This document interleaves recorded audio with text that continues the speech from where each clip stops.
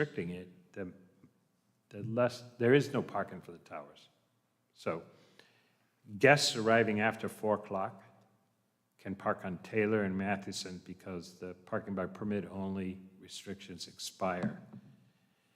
So I don't know what the answer is, other than building a parking lot. Garage, yeah. Or maybe less restrictions. I'm not sure. Some of the widest streets in town have parking restrictions on them, and then some of the narrowest streets in town have no parking restrictions. So I don't know what the answer is. Doc, any questions or comments? No, I think, you know, we obviously have spent time this whole parking situation. We did 10 years ago, we did just recently, and there is no easy answer. And then, you know, of course, the state comes along and says, well, you could forget about anything along Ocean Road because we own Ocean Road. So it's a dilemma. They didn't care about Narragansett Avenue when we did it. No. They could have cared less. And you know, as you say, the towers is a place of events. There are a lot of events there, and you know, why we can't figure this out better. I wish I could say something positive, but you know, we haven't spent time talking about it. But getting something done constructively, that's another story. Jerry? No. Rupert? Your point about the bedrooms has been bugging me for the year and a half that I've been on the planning board, and I have lots of notes through here about that. Good. Tom? No, at this time, thank you. Okay. I want to thank you for your you're time welcome. and your input. And You can always call me in if you need somebody to root us on. offer an opinion or pat you on the back or whatever. Thank you very much. And thank you for all the years you've put in here to serve the town, sir. We do appreciate that. Thanks all of you. So, Through everybody's effort, that the town is what it is. thanks. Okay, so getting back to Land use. the land use. So the first section is land use. Goal LU1, make local land use decisions in an open and transparent environment based on sound planning principles and with the most accurate and available data. Then we have A, B, C, and D. So anybody have any comments on A, B, C, or D? We're going to go Doc. Do you have any comments on A, B, C, and D? Jerry? No. All right. Rupert? So on B, I had a comment, intent of the comprehensive plan. I sort of have my notes there are water and sewer and definition of bedrooms. All right.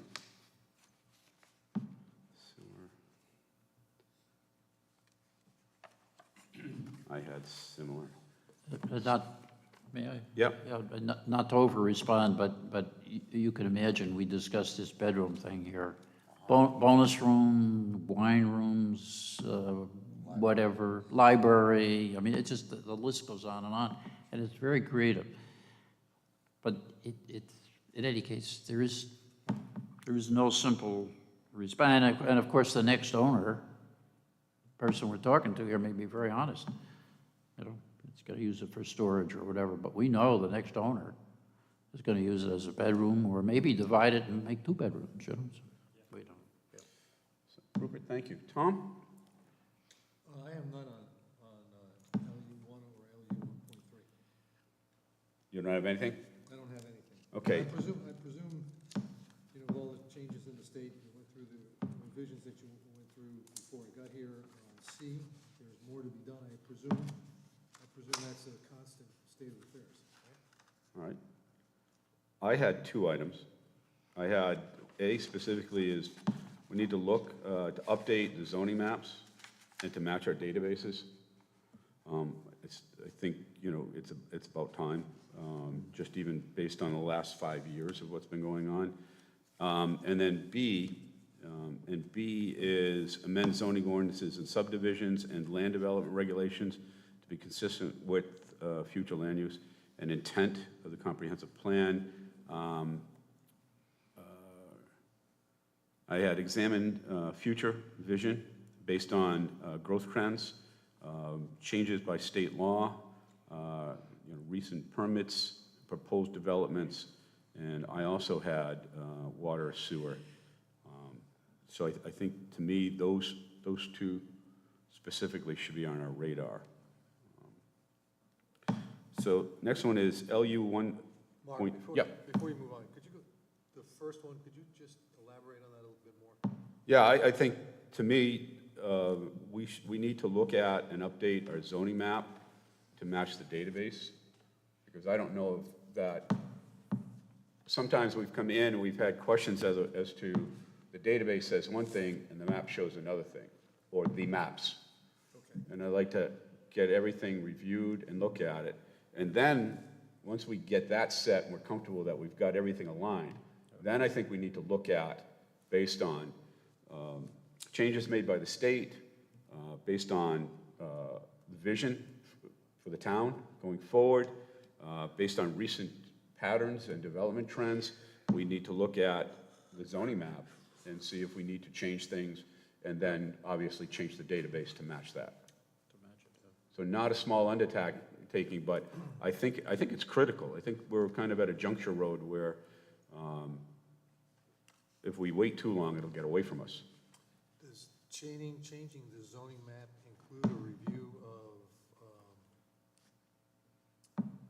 and recommendation in terms of how particular areas of the town are zoned? I think that's just, that part B. That's what I'm saying. Yeah, part A would be to look at existing zoning and make sure all the lots in there, because we know we have lots that are inconsistent with the map, or vice versa. You mean on the town's assessment? Yeah, on the different maps. And then, so get all the maps lined up with the database. And then sit down and start to look at our zoning, our existing zoning. Yeah, I guess I would say, I'm not sure you have to do them sequentially. I'm not sure you have to do them sequentially. I think Yeah. there are obvious areas of town where you could say that are currently blocks of substandard lots that are zoned as R80s that should be something else. Yeah, And so I don't think you have to, doesn't matter what the assessor is telling you or not, it's pretty evident. And I just think you can do both those things at the same time. yeah. I'm not usually a linear person, but on this one, I kind of was like, okay, let's get A done and get comfortable and then go to B. Also, not to make light, but our microphones are key, because somebody at home commented the fact that they have a difficult time hearing us, and they strain to hear. We don't have closed caption, apparently. So if we could all speak into the microphone, I've never been complained of having anything other than a bellowing voice, but I'm trying to be conscious to speak to the audience at home. So, all right. LU 1.3D, oh, I'm sorry. LU 1.3 is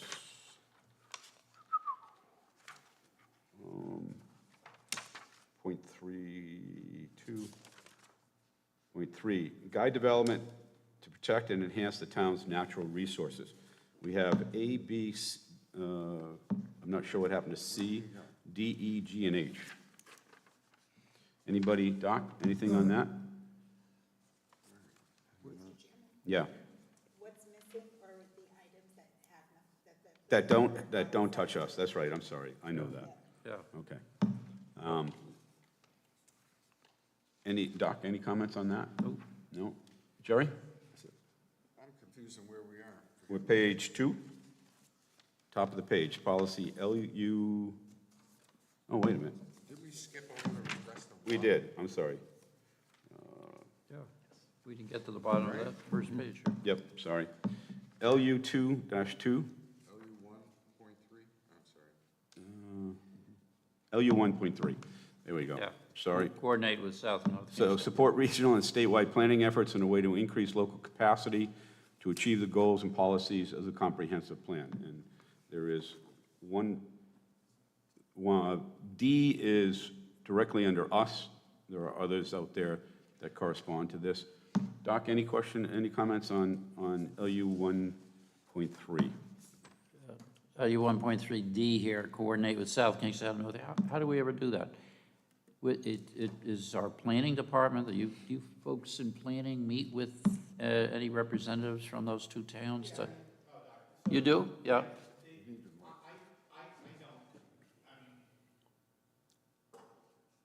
Usually if legal is involved, it's adversarial, it's not, I mean, but usually planning does to a point. For instance, I don't know if you remember, there was a house, and it doesn't work all that well, there was a house at the, on the northern part of Narragansett, it was Caprio owned it, and North Kingston wouldn't let us use the fire hydrant, even though it was Oh, yeah, sure, yeah, no, I 10 remember 10 that, feet yeah, over the yeah. border. Yeah, Under the law, if it is a border property, you have to notify the town planner of the other town, so that that town can, along with the people in the radius, so that town planner can weigh in.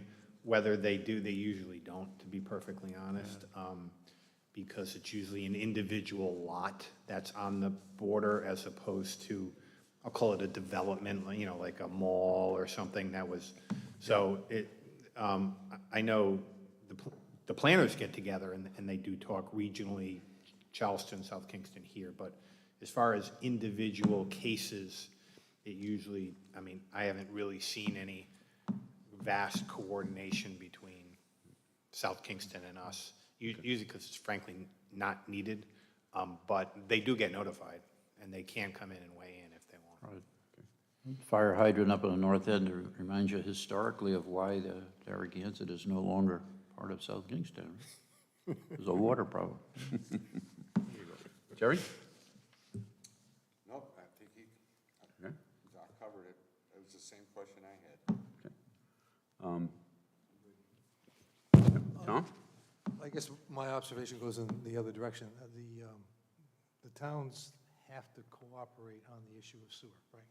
Yeah. North, South Kingston, they have to cooperate on the issue of sewer, and we have to cooperate with North Kingston and South Kingston on the issue of water. On water, on, yeah, so we own, well, South Kingston owns the North Sewer Department. North Kingston doesn't have anything to do with the sewer, and then we coordinate with the water. And there are active efforts going on with the affordable housing initiatives to coordinate with South Kingston. So in my mind, this seems to be a little limited and probably needs some level of effort to elevate that, because I think we're all going to agree before we're done that the issue of utilities is probably a significant driver going forward, as it's been up until this point in time.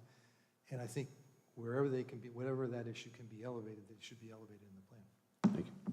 Yeah, I also, I looked at it as indifference, not just, you know, conflict and seeing, I looked at really actively engaging in both communities based on, you know, water situations, sewer situations, creating consistent land uses between the two, so you don't have an industrial use on one side and a residential use on the other side, and look for any opportunities we could as to common development goals, whether it be industrial, commercial, or affordable. And I think there's an opportunity, and I also put that this, as well as the zoning maps, should be elevated to kind of a pseudo, the zoning maps to me is urgent. I think this is like 1B. I think it's really key, and I'd like us to look at doing something like that. So I had a different perspective also, Tom, more consistent with what I think Tom is saying. I just add one more party to the mix Yeah. on the shared infrastructure. That includes the university, both Yeah. on the marine campus as well as on the main campus. Yeah. So in terms of the level of cooperation as we think this thing through, those parties need to be in the mix. Yeah, I had that also in another area where below the town council political, but more on the nuts and bolts planning end of things, is to really engage with the university in a positive working environment to look at possibilities for, I believe they have 100 acres at the Bay campus and the whole Galilee area, And is there something we can work together on to fulfill common goals? So, and I think I had that someplace else. Okay, thank you. You catching all this? We're going to give you our notes anyways, okay? So then I have LU 2.1. Jill, welcome. Are you exhausted? Okay. Promote the Pear area as a town center. Okay. There are 3 sections on this. Anybody have anything? Doc? Nope. Okay. Jerry?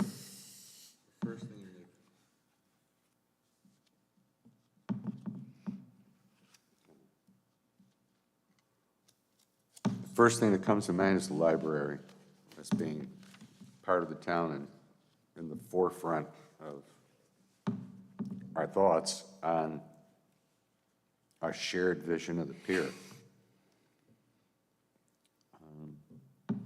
That's all I had. Okay. Rupert?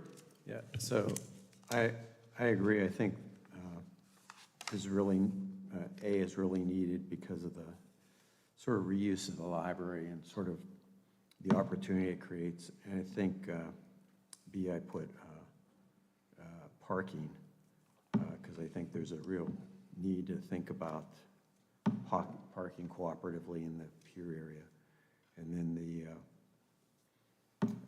review and update this zoning to promote development pier area, I think definitely needed. I think it was a missed opportunity when it was redeveloped a few years ago.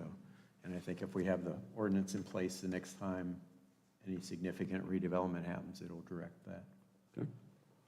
Tom?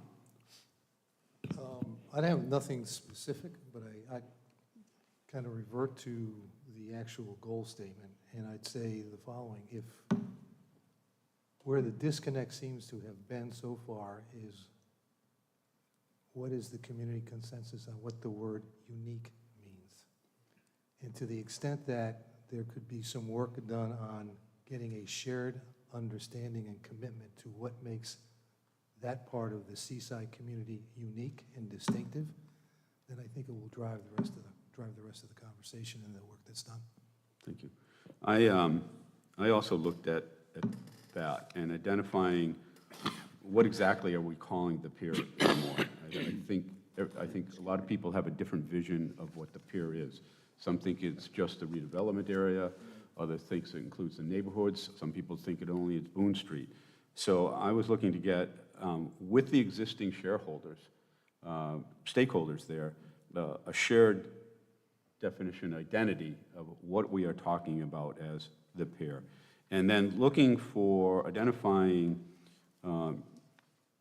shared opportunities for the pier and creating some consistent goals and objectives for development in the pier. And that would include, land use, a vision, parking, traffic. I just think I think the area is unique to us. What it was kind of unique about Narragansett is we don't have a downtown, like a lot of towns do. And a lot of people look to that area as the de facto downtown. And if it is, then let's create something, can we create something unique, something comprehensive there, and look at that. And I think that is a big undertaking. I don't think it's going to happen overnight, but I think it's something we need to start on the short term rather than wait down the road. Jerry, you look like you want to say something. Well, I think we're well on our way, though. I think, like the town center, considering it as the town center is accurate, because you have fire, police, the library, the towers. It is kind of the town center. Yep. And if we choose the right use for the library to enhance that, I think it'll make it more of a town center, because you're right, we don't have a downtown. I don't think we need one. I think No, but I think it's perfect. What we have is. Yeah, but I think if it takes on that identity, you know, and if the decision is, well, the redevelopment area is the pier, that's the done, that's fine, then how do we enhance it? But if I hear other people saying, well, it goes all the way down to the end of Boone Street, you know, so what is it? And then if it is, how do we make this, how do we enhance this for everybody? You know, restaurants, businesses, commercial, residents, et cetera. And, you know, there's a lot of issues going on here, you know, parking, and we did have some recommendations that did not go through. And, you know, one of the things on our list is to re-examine some of the policies that we sent forward, some of the recommendations we sent forward for policies, and re-examine them and send them back up for people to revisit. And that's what we do. We're a recommendation group. But I think if you look at a scope of planning, I think this is something that we have an opportunity and can do something unique. It's not going to happen overnight, but if we can even define what the pier is, I think that would be a great step forward. Yep. Yeah, I don't think you're ever going to do that. It's like, what is South County? Right? What is it? It's a dream. It's in different people's minds. It's a different thing, you know. And I think the same with the pier. People, you know, expand, they contract, depending on what, maybe there's a purpose for some people to do that. But yeah, we can do whatever, but I wouldn't spend a lot of time on that because I think it's one of those vague, depends what you think is pure and what I think is pure. It's not the same. Okay. Jill, just to get you up to speed, one of the things we decided to do is make a pass of the short list that we identified as coming under the guise of the planning board. And then when we go through this, to then come back and look at the expanded, the full, if there's any activities, because things have changed down the road and the future's going to change, if there's anything out there that the board thinks that, hey, this is something we now should be part of, we'll identify those. So we're making 2 swipes at this. Great. Okay. Thank you. So we move on to LU 2.2, promote residential development that strengthens neighborhoods, respects natural resources, preserves open space, avoids sprawl, reinforces community character. See goals H1, H2 as well, and policy ROS 1.1. The one that's underneath this is FAR, which we have adopted. I guess the question comes, do we revisit that?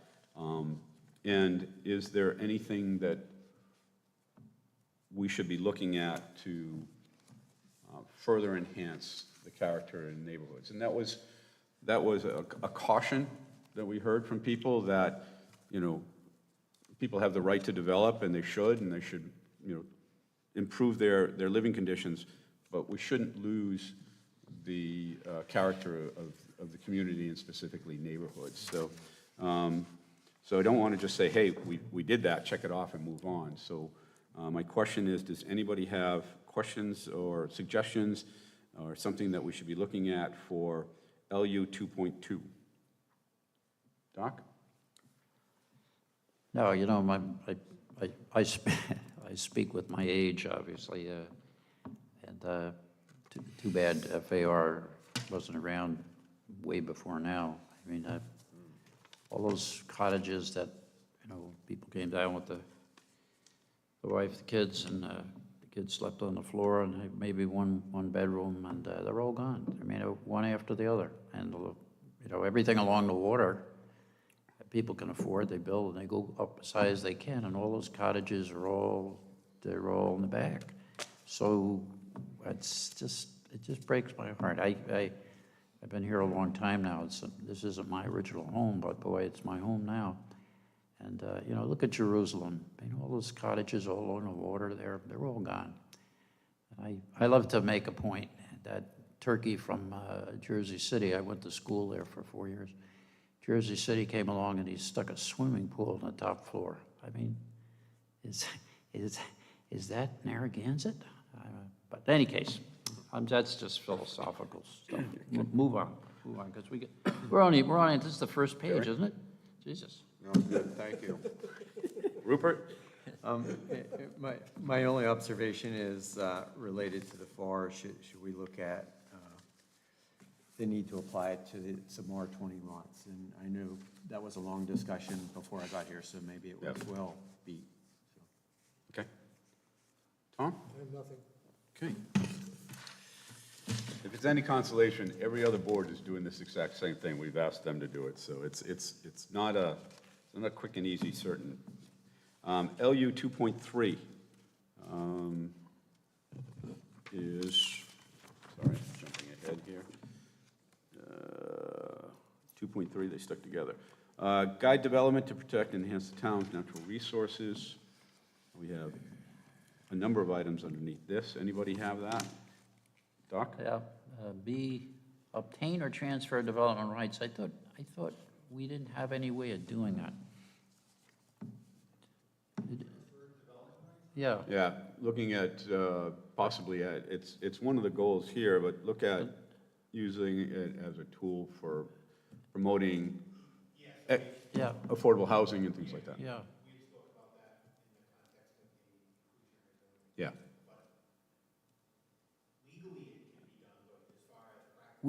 We don't have a mechanical way of doing it. That's what I thought. I just wanted to clarify that. Okay.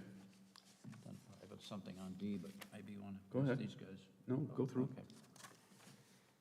What are you So, doing? yeah, in the paragraph there, they talk about acquiring land as open space. Where do we get the money for this? Because obviously, when it comes or is available, we don't have a lot of open space now, but if something comes up and is available, what's our source of revenue to support that concept? Sure, the land trust. So the Land Conservancy Trust in the town of Narragansett receives lack of a better word, a stipend every year from the town council. And they build up their nest egg, and then they try to acquire properties as, as would fit into their acquisition So criteria. there is a source that There is is. available to whatever level. Okay, all right, okay. We have over $1 million, right, in the land trust? Not in that fund, Mr. Brunetto, no. Between 3 and 400 maybe. I think you're referring to a bond. Oh, yes. You're referring to the Forgive me. bond, yeah. There is still some money in a bond. That's available for that use. It could go for that use as well.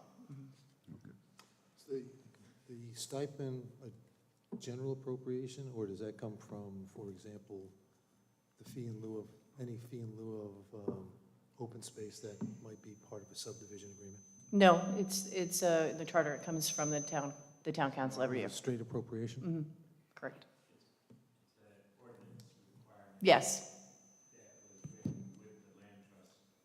But would a fee in lieu end up there? It I know could. that doesn't sound like it's happened very often. Are we referring to fee in lieu for inclusionary zoning? No, I'm talking about fee in lieu of open space for somebody who subdivided to open a subdivision, didn't provide the necessary open space and is looking to pay a fee instead. Which you're gonna see in an application before you pretty soon. Oh, So we don't have a mechanism for that, as Mr. Marcella mentioned, but it would be looked at, could potentially go to the land trust. Yes, if it was to acquire open space. Right, in other words, someone has a 5-lot subdivision. In doing that, they don't set aside some land for open space like they're required to do under the ordinance. They can instead pay a fee in lieu of that, that's calculated under a formula that the town uses. I presume that money goes someplace and maybe it goes there. That's all I'm saying. Yes. So, okay, go Doc. So I looked at both B and D, and transfer of development, and then looked at, consider economic incentives for owners to try to not develop these areas. And I was looking at, can we use this as a tool to not necessarily use town money to do that, but to get the marketplace to do that. And again, it's not something we've really looked at. You're not going to, in the town, you're not going to have 70, 80 acres where somebody's going to be transferring development rights. But even on a small scale, if we can use it as a tool, we can do it surgically. So I thought that would be something worth looking at. as a thing. Chairman, I had a lot on this one. Go ahead. I didn't get there. So on the first one, on A, I'm concerned about septic systems and what we're defining as bedrooms again. On B, I think I did an awful lot of work on transfer of development rights in Maryland, and I just don't think it's a viable option here. So I think maybe going forward, when we update the plan, maybe not include that. The one you were just speaking to, D, I think we could talk about the use of open space tax rates as a private incentive for protecting open space. And then on E, revise and update the regulatory triggers for environmental impact assessments on large projects. I'm wondering whether we should do this along when we're looking at inclusionary zoning. When we relook at inclusionary zoning, it seems like it makes sense to do that together with inclusionary zoning. Yeah, and I had a note to myself as to what defines a large project, because 10 homes, nothing in Narragansett would qualify. We need to look at bringing that down to something sober Great. and realistic. Anybody else? Tom? My impression is A has been fundamentally changed as a result of what the state's done in terms of reclaiming full responsibility for all wetlands. So they've got freshwater wetlands and Right. CRMC's got this kind of the saltwater side. So I'm not sure exactly what authority the town has there anymore. I debated that I'm one not sure too. what I guess what I'm saying is, absent jurisdiction, we've either got to create jurisdiction to do that, and I don't know by what authority we can create jurisdiction to do that, Right. or we simply have to say, we can't do that. Right. And I'm reluctant to go that route, but I'm not sure how you get there any other way. Yeah, I had the same This- debates, and that's really kind of this- why I looked at. This is where I think we have jurisdiction over what we define as bedrooms. Yeah. And when houses are on septic systems, that really impacts water quality. DM just permits the number of bedrooms, but when we're not defining a room as a bedroom because it has a 4-foot wide door or because the ceilings are low, rooms that we're saying aren't bedrooms are the room that my wife grew up in, so. Yeah. So I looked at it the same way, Tom, and that's why I kind of looked at it a narrow band of, okay, I'm not really sure, those jurisdictions, I mean, we've seen it here, and the staff deals with it time and time again. Really, a lot of it's out of our hands anymore. But within the scope of that, can we put some incentives in to assist people in maybe not developing a thing? That's why I looked at the transfer of development rights as a possible tool for that. I agree that I don't think practically and really in a marketplace, there's a huge demand for transfer of development rights on a large scale or traditional scale in here where rural communities are trying to save farmlands, et cetera, so forth, so on. But I think maybe as a tool, as a scalpel rather than an axe, this is something you could play in where somebody could possibly sell that development right, whatever it might be. Maybe it's one home or a half a home or something, just to keep those open spaces and still be within the fact that we're not trying to over-regulate or expanded jurisdiction where we don't have the authority to do. So I agree with you there. Yeah, it seems to me that the only issues that created a pathway, the only issue that created a pathway on the environmental impact evaluations that I've seen in front of this board or the zoning board related to wetlands and wetland wildlife and the rest of it. I could be wrong, there might have been other pathways in. We have an entire section, section 4, that deals with environmental overlays. So it's the freshwater wetlands, coastal wetlands, high water table, which is another way that we can regulate. We regulate the impervious surface coverage in section 4.5. And section 7.7 as well. I back a couple, I didn't point it out because it's already in our radar internally. was to look at section 7.7 to bring that up to speed with regard to impervious surfaces and stormwater. And then, so there are, and then there's, of course, the special flood hazard area, section 4.7. So we don't require a special use permit to construct in a special flood hazard area at this moment. Okay, so I guess, thank you for that, and I guess just trying to think about the use of the EIE then. I think it may be useful to think about in what case, I don't even know exactly how to articulate this just yet, but what applications would present themselves in a way that would trigger an EIE? Not likely to be a single family home that's being renovated on the issue of stormwater. Right. But some level of subdivision might get you there. It just seems to me that a lot of this has been basically gutted as a result of what the state has done. At least gutted for us. It's not necessarily gutted at the state, but gutted for us. Gotcha. I agree. All right. LU 2.4, build on Greenbelt network that protects dedicated open space and enhances local development. Doc, anything on those? Nope. All right, Jerry? Sewers comes up again, doesn't it? Under A? Or did I jump a number? I'm LU 2.5, I jumped a number, forget No, it. I did LU 2.4, which is Greenbelts. A is use a Greenbelt network plan to meet state objectives, develop strategies to implement Greenbelt network, and then review, update open space requirements for subdivisions and land developments.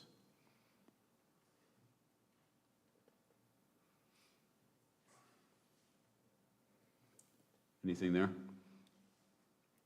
I'm good. Okay. Jerry? I'm sorry, Rupert? Yeah, I don't. No, Tom? I'm not sure how meaningful this language is. I've only seen reference to it in one application that I've sat through over the years that I've been on either board. So from my vantage point, I know it's there conceptually. It's nice to have in the plan any particular set of facts and circumstances, but it's a practical matter in terms of how the town advances on this one. I'm not sure how big of a role it plays here. So the Land Conservancy Trust uses the Greenbelt as part of its acquisition criteria. So when they're looking at, someone's coming to donate a parcel of land or they're looking to acquire a parcel of land, one of the things that they look at is if it's contiguous or it enhances the Greenbelt. Okay. Good, thank you. My question was, I never saw the plan, so I have to get up to speed as to what the plan is, and, do we have designated areas that we're looking at, et cetera, so forth? Yes, there's an actual map in the comprehensive I plan. presume we did, and I think that is always a good thing to have, and it's a tool we can pull out and will help. LU 2.5 is, ouch, I got excited and changed the page here. Ensure that growth can be accommodated by existing and planned infrastructure, community services, and we have two parts there. And Doc? Nope. Jerry? I brought up sewers before, and I think it applies here. Yep. All right. Rupert? So I had a question for F, and Joe, maybe you can explain. I guess, do we still need to do this related to the NPDES Phase 2 permit and the stormwater manual, or is it already incorporated in our ordinances now? I don't believe it's been incorporated, Mr. Friday, but I can check with our engineering department on that to see if they've incorporated something over there in there. And if I could ask the board to please speak into your microphone, because we're not just talking to each other, we're talking to everyone out there who's hovering over their TVs and their laptops watching us. So please. Tom? And for old guys like me, it helps me to hear you, what you're saying, too. It does, even us. Tom? With respect to C, I will you know, I've heard people mention the word sewers and water and utility infrastructure. It's interesting to me, for example, when you see language in the plan that says to continue to extend sewers for commercial areas,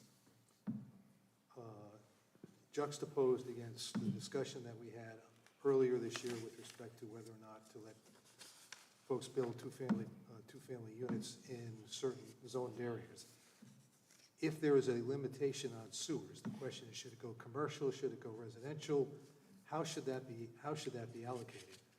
I'm not saying that's a choice that we have to make at this point in time, but to the extent that you're basically in the plan scoping out extend for commercial, it seems to me that you're basically saying that is a value that you're trying to achieve as a result of the plan, and it's not valued in the same way that, for example, improving the infrastructure to allow you to do what you think the limitations are on the two families that you can do. Yeah, I had a huge asterisk here because, to me, this came to, and every one of us on our possible topics for studying, every one of us mentioned the impacts of density and growth and development and the new state mandates on our carrying capacity, both sewer and water. And to me, this is one of the things that should be up on the list in the urgent or immediate anyway. You know, there's talk that there's going to be possible state monies available, at least some of the literature I'm reading for studying and assistance on infrastructure.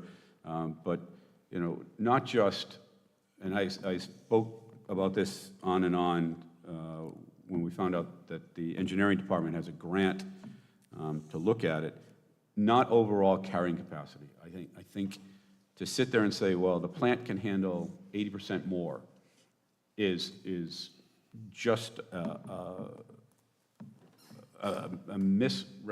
it's just a mistake to look at it that way. We need to look at the capacity all the way down to neighborhoods. I mean, how long has this infrastructure been there? You know, anybody who knows anything about engineering, a first-year engineering student will tell you that an 8-inch pipe 25 years ago is not an 8-inch pipe anymore. And, you know, we keep adding bathrooms and sinks and this, and we do it incrementally, and we don't know what we're pushing, and if it will get to where it's supposed to go. So, you know, some of the items that we looked on this is overall carrying capacity, patterns and demands, monthly and seasonal, sewer water traffic, demands for URI North and South Kingstown under new mandates, existing demands by neighborhood, building size, bedroom, expansion of existing structures on demand, projected demand under new mandates from the state, affordable versus full market, and commercial and residential. And then I had other demands for services and inventory of lots, et cetera. But to me, this is a huge question because it really dictates the future. And it can create possibilities for us, but it also can really put an impact, an end to certain things. So I think this is huge. So that was my 2 cents in it. All right. So that was 2.5. 2.6, promote energy-efficient designs and green practices such as guidance from U.S. Green Building Council for LEED, for commercial residential development and redevelopment projects. Doc, did you have anything on that? Nope. All right. This is 2.6. Jerry? No. Rupert? Just an asterisk on A about reducing residential water consumption. That gets to the point you just made. How do you do that? No, it's, Well, I'll simply, we need to be thoughtful about our assumptions. And I'll just say this. When I've seen significant opportunities where big institutions have actually grown in terms of their size, their employment, their student body, and have done it in a way to use less water. And a lot of that is essentially looking at much more water efficient stuff in the houses today than they were 5 years ago and than they were 10 years ago before that. You might be surprised to see what water demand has done over the course of time here and what it might be, what it could do. You eliminate basically the water that's unaccounted for water that's kind of leaking out of the pipes. You got to take care of the pipes and what's in the ground, but you'd be surprised in terms of how much efficiency can be gained in terms of, to the point that you made earlier, between those cottages that are sitting on there and those big houses there, they're probably using less water than the cottages were.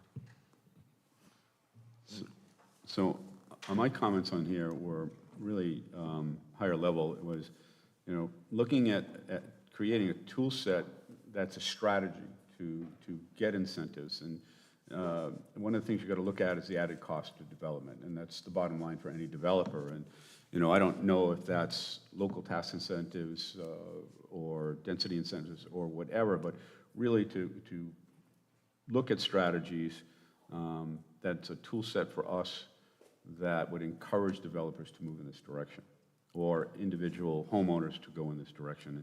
It was more, I think, a lofty goal than anything else, but I think it's worth the time to do that.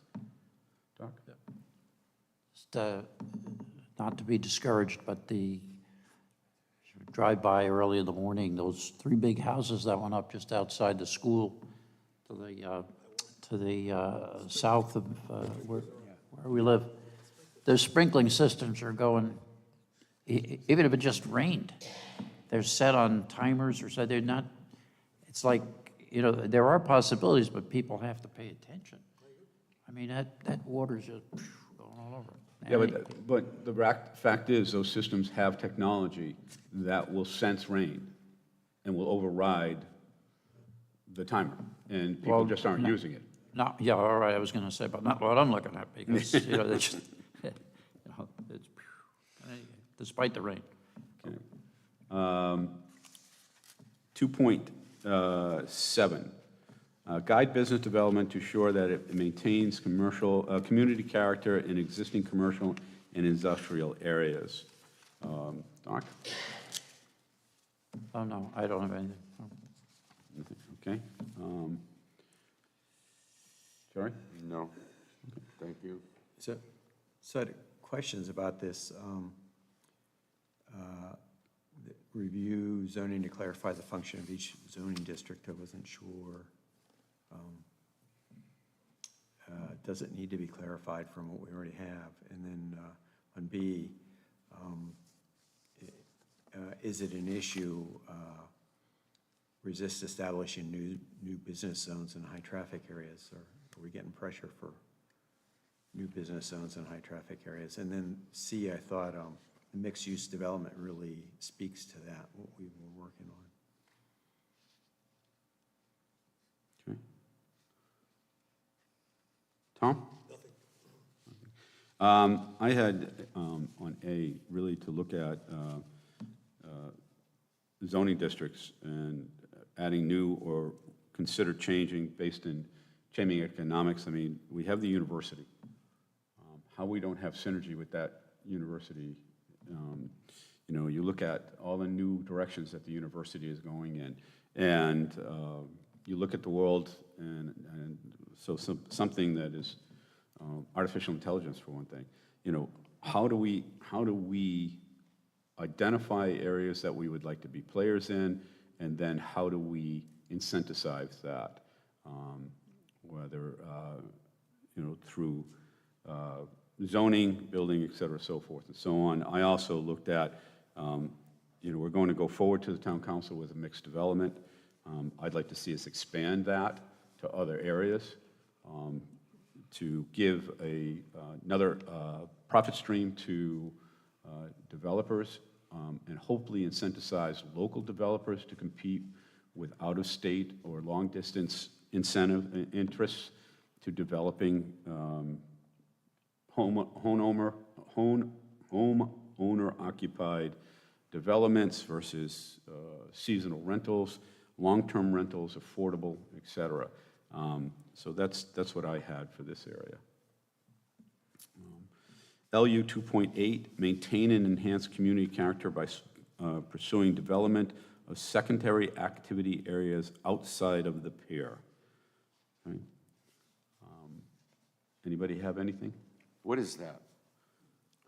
I'm a little confused by the, terminology. So, Yeah. so I'll read what's under it, is develop design guidelines for new development, redevelopment, and infill projects. Evaluate the implementation of a design review process for development or substantial renovations of major buildings, commercial, industrial, civic, multifamily residence. Evaluate challenges and opportunities in special planning districts and develop strategies to enhance the quality of life and business success in these areas. They include Boston Neck Road, South Ferry Road, Boston Neck Road at Bonnet Shores Road, Boone Street, Dillon Rotary, and Caswell's Corner. Establish requirements for different levels of review for either new development or redevelopment projects. Evaluate zoning strategies that can help maintain neighborhood character town-wide. It seemed to me that on B, Can you do me a see- favor, because I'm having a hard time hearing you. seemed to me that on B, that the adaptive reuse addressed that, some of the work we did on that under the new state regulations.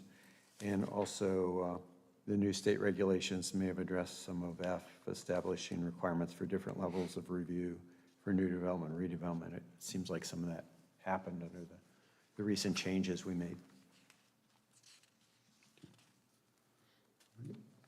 Anybody else?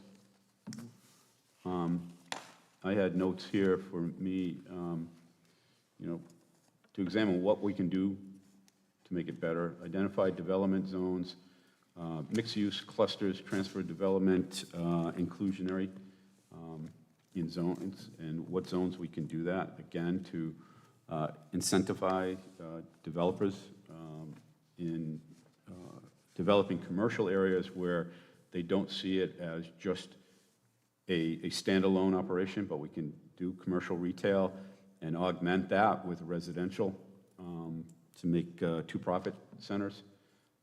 So I think we have some opportunity there. We're now going to go to economic development. So ED 1.1, propose strategies to maintain a strong tourist economy that is beneficial to the town. Okay. And anybody want to look at that? Doc, anything? No. Okay. And I'm going to read what's underneath there is develop ways to capture incoming and departing customer through site design. Okay. Rupert, you look like you... I'm just not sure what that means, like. So I think... The role for the planning board, I guess. Well, I think, we're an advisory board to the town council. So that gives us, and we look at the town in a comprehensive as well as a specific scope. So I think we have the ability to look at what we do, because we don't write legislation, they do, but we can define things maybe broadly or narrow, depending on what it is in an advisory scope. So, Mr. Reedy, I just, Go ahead. just thinking about it, as I read it for the first time in a long time, incoming and departing customers, we have a lot of folks who come here in the summer and trying to capture those people as they go in to the ferry or to the beaches, and how can we promote the businesses along those high-traffic areas that might capture them, either coming in or they get off the ferry and they want to go have dinner. 108 comes to mind as a place where folks normally stop. They usually stop at, if they're going to stop for dinner, Mariner Grill is a good place where they get, where they can stop. But that might be one of those locations, or that might be a way to implement that goal if the board saw fit.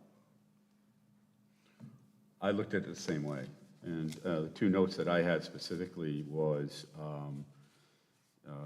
Route 108, I think, and then looking at something like we proposed with the parking was to include a trolley service that utilizing, middle school maybe in the off-season for people to park, and then providing a trolley service of some sort, a bus service or something, not just to the beach, but to Stop and Shop, to Mariner Square, to various places in town. Instead of people parking down on Boone Street, they could get a free trolley there. And I looked at it that, and I looked the same way. How do you capture people who are coming here, just parking, using us for a parking lot, and then skedaddling?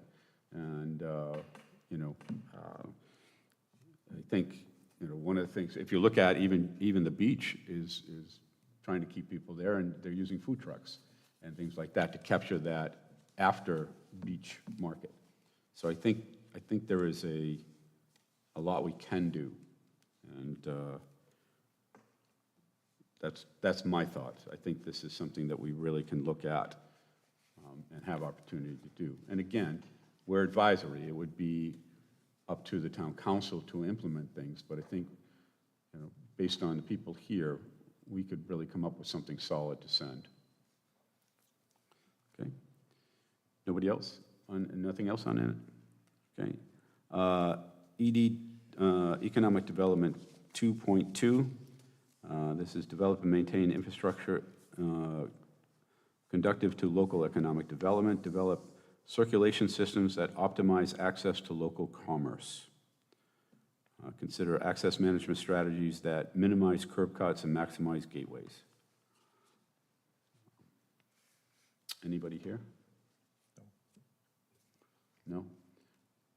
So just by way of example, right, that was looked at up in the north end, Dr. O'Neill was on the board, when a couple of the businesses on Boston Neck Road were developed, and I know most recently when the Cumberland Farms was built, that was a big discussion in the planning board, which was creating one access point off of, so we don't have multiple curb cuts on Boston Neck Road, but then having an internal access road so you can get to multiple businesses without having to have those constant turns on and off of Boston Neck Road. Yeah.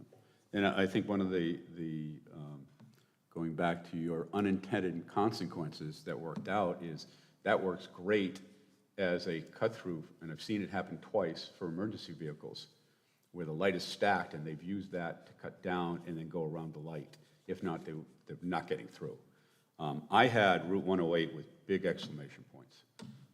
Looking at that as an opportunity, obviously you'd have to look at zoning and land use and things like that, but to create a situation where I lived in Houston in a planned community, because there's no zoning there.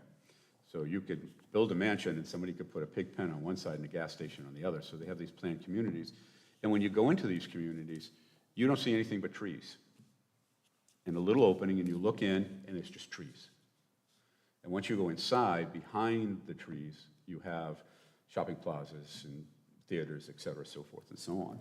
And immediately came to mind when I looked at this. And 108 was something that I thought we could look at as a possibility. And again, this is looking at not just now, but future.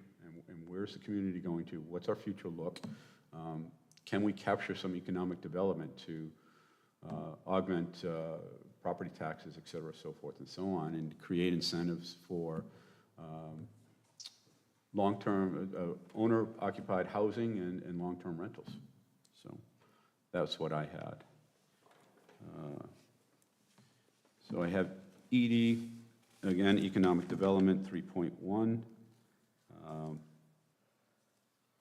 And that is develop tools, capitalize on economic opportunities specific to different areas of town, develop tools that are tailored to commercial areas outside of the pier. Develop economic and physical master plans for Boone Street and other commercial districts. On the future land use plan, continue to support Galilee as an important commercial fishing port for the region. Anybody have Doc? Yeah, obviously the Boone Street isn't part of the pier, right? It depends on whose image. Touche. Anything? No? Jerry? Nope. No? Okay. I think both of these, and again, I put Route 108. Galilee, I put, conjunction with state and URI. ED 3.2, develop tools that are specifically tailored to the pier. Physical master plan for the pier area that explores specific objectives. Anybody have anything for that? No. Just the opportunity with the library again.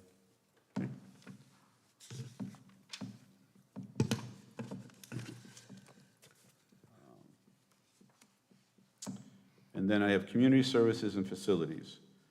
CSF 3, ensure that school facilities, grounds are safe and productive environments for students and teachers. Maintain and upgrade school buildings and grounds to ensure their long-term usability. Use the high school greenhouse to promote agricultural education for students and community at large.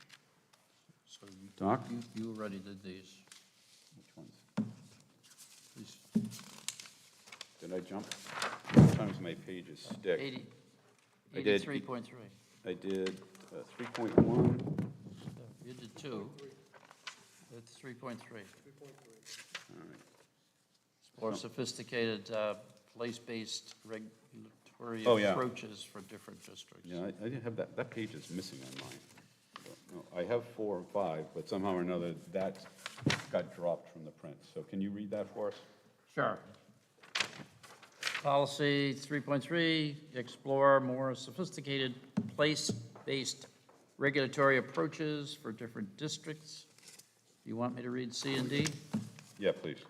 C, explore the potential application of design standards to commercial areas on Boston Neck Road, Boone Street, at Woodruff Ave and Point Judith Road.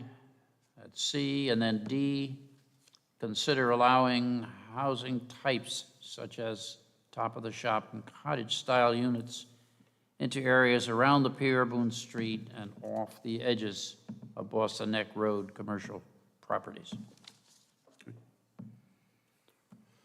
Doc, anything? No. It's a great concept. Jerry? I think we're working toward that with mixed use, right? Yeah. So that's ongoing. All right. Rupert?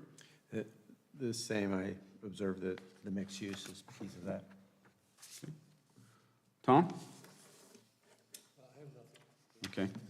I just made a note to look at any strategies that would benefit overlay district, economic development district, expansion of other areas, mixed use. I also thought we should expand beyond just the pier and look at Route 108. I thought 108 was part of the pier. It depends on how you define the pier. Okay. The pier area is actually, it's a special planning district. If you look in your plan, you can see it. Now we have CF3. And community services and facilities ensure the school facilities and grounds are safe and productive environments for students and teachers. Maintain and upgrade school buildings and grounds to ensure long-term usability. Use the high school greenhouse to promote agricultural education for students and the community at large. All right.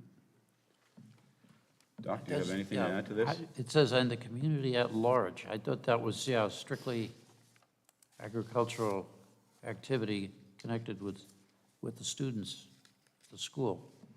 How does that connect with the community at large? Do they supply plants to different Yes. groups and stuff? Yeah. They do. So the students actually sell what they create. If they're farmers, they sell their eggs.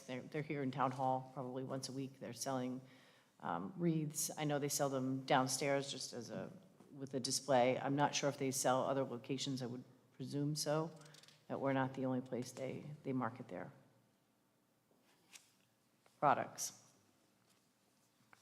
My, my only observation is that they, and it's nothing wrong with profit. I'm a profit-oriented person, but is that their connection with the community at large? They have a sale of plants every spring? Don't know. That's a rhetorical question. Yes. Took the words right out of my mouth. No, there's nothing wrong with that. Jerry? No, I'm good, thank you. Rupert? I'm just puzzled about the planning board's role in this. It just doesn't seem like it relates to us. Okay. Tom? I have nothing here. Okay, I had imaginative reuse and mixed use of underutilized space.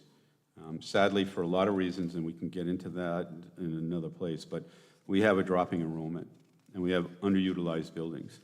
And I look at examples from other places that I've lived where we had similar situations. And for example, the town didn't have the resources to construct trying to use a correct word, a robust senior center. It was in a trailer that was rented. And then they moved that into an underutilized middle school. And the synergy between the kids and the seniors was an amazing, unrealized consequence. It also expanded facilities for the seniors, especially, and schedules were designed. They were able to use gym facilities, they were able to use kitchens, classrooms, auditoriums. You know, we don't have a teen center. I just think we have opportunities here, and I agree with everybody. It is a sad fact that our enrollment is going down, and there's a lot of things to blame. But if we just look at that part of it, and we don't look at the opportunities, we're going to miss something. And, you know, if we could create really valued, targeted use for space that's opening up, I think it would benefit the town immensely and comprehend. And it may actually create new incentives for people to come into the town for other reasons than just investment. That was my, I'll get off my soapbox on that, but that was my thought. Good stuff. Okay. 7.3, encourage the conservation and wise use of drinking water supplies, ensure that new development and redevelopment activities can be accommodated by existing and projected water supplies. Doc? I do, you mentioned something earlier, which is, I think the entire future is going to depend on available water. And, you know, you mentioned things like sewers, yeah, but it's going to be water. You know, looking further down the road, the wise use of drinking water that's critical in the future of not only this community, but any community. Just a little aside, I can't believe the planning people in Las Vegas. What are they thinking?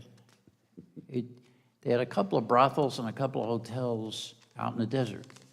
And now it's one of the fastest growing cities in the country. And they're running out of water. And they're surprised. They're no, not surprised, they're a long way from the Pacific. Are they gonna put a pipe in and desalinate? Where are they gonna get water? In any case, that's too philosophical. Moving right along. Okay. Jerry? Our water quality's been off. I don't know why.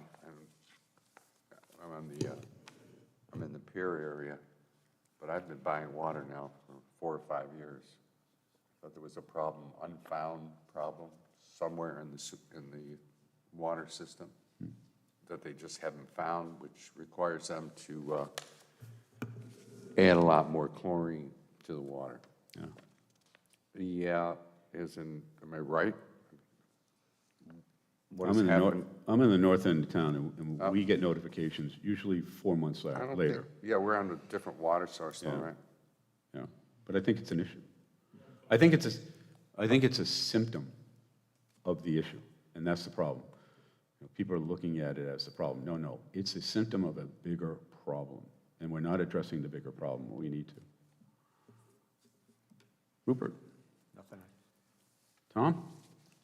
Well, just to return to a subject we talked about earlier, to the extent that redevelopment projects happen, whether they be individual homes or apartment complexes, whatever the case may be, one of the things the board could consider as it evaluates a proposal is what the impact on water use is going to be by measuring, not in terms of the additive piece, but having the applicant demonstrate, this is what it was using, here's kind of the average amount that's been used over the yearly or monthly over the course of the last couple of years, and here's what the projection is with respect to that. You'd be able to begin to handle that. And what comes out of the water pipe, about 80% of it ends up in the sewer anyway. So you begin to kind of get a handle on both sides of that. So I'm not sure whether that's possible even to think about in terms of adding it as a consideration, or whether it gets picked up in some of the, one of the standards that already exists, but it's something worth considering. So I had a similar thing, that we need to look at data-driven specs on this. And again, it goes back to what we talked about earlier, and that is getting serious money to look at our carrying capacity. What is it actually by neighborhood and by area? And that may define our zoning in the future. And if there's monies available, obviously, we would have the data to go to the state or federal and say, look, here's the data, here's what we need. The thing that hit me was, we had a mixed-use proposal. We had a redevelopment proposal down on 108 across from the Cumberland Farms gas station. And we could debate the merits of it, but, we looked at it and it was like, well, they were proposing X number of new homes. And it's like, okay, you've got to get sewer, and we're looking at that. And it's like, oh, wow, that's going to be a stress on the... But you can add 24 new homes, 1 or 2 a month, and it goes unnoticed because it's incremental. And the incremental is what's going to kill us unless we really understand this problem. And that's why I think this is urgent. This is urgent everywhere. So, okay. We now go to Jill's favorite subject, natural hazards. Okay. NH1, guide land use development and administrative practices to avoid and minimize the effects of climate change, sea level rise, and our natural hazards to people, infrastructure, and property. Monitor and implement the Narragansett Hazardous Mitigation Plan. Bill, would you like to comment? Or would you like to just go home and go to sleep?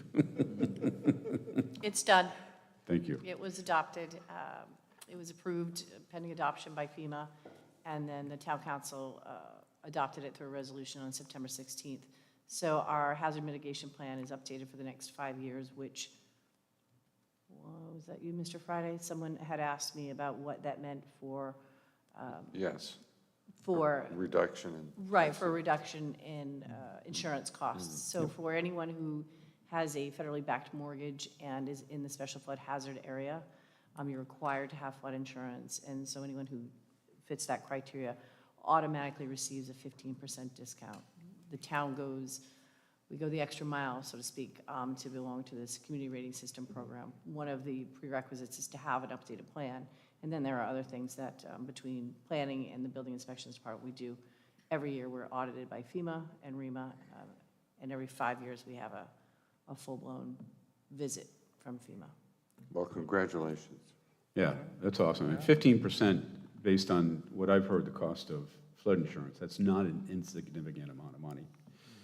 One of the things that I looked at in this is, again, as a role as planning, implementation would be out of our bailiwick, but maybe to get it even on the conversation is, I included it as ideas of future projects, was to look at what communities across the country are really doing. And a lot of cities are taking, along the coast, are taking the initiative and putting, changing streetscapes to deal with flooding. And I live in the north end of town. we were cut off twice this winter from the south end of town, which you can kind of giggle a little bit, but it's an inconvenience to, especially to aging populations. And granted, we're not going to be the ones to implement it, but it might be an opportunity to look at some of the new innovative things that people are integrating into redesigning sidewalks with greenscapes and stuff, but that would have the capacity to swallow a good chunk of water and reroute it and stuff. Again, not something urgent, well, it is urgent in some ways, but it'd probably be something more long-term, and it'd be much more of a recommendation to state or engineering department or somebody to carry the ball. But, you know, to me, if somebody doesn't put it in play, it's not going to get in play. Mr. Brady, are you referring to the flooding at the beach on Yeah. Boston Neck Road? Yeah, that was one of Okay. it. But other neighborhoods are getting flooded in, you know, areas, and there's going to be other requirements to do it. But you look at a number of cities who have really had no choice but to dive in, and there's some really imaginative, unobtrusive, actually beautiful streetscape changes that have created the ability to reroute water, to capture water, to hold water, at least to mitigate the velocity that it comes and travels at. And there's plenty of examples out there. And I thought that might be something for us when we discuss projects, is to put a team together to look at those and come forward with some of these ideas and get them in the hands of the people that can champion, because obviously it's way out of our jurisdiction pay grade. But I think, again, unless somebody gets the ball in play, it's just going to sit there.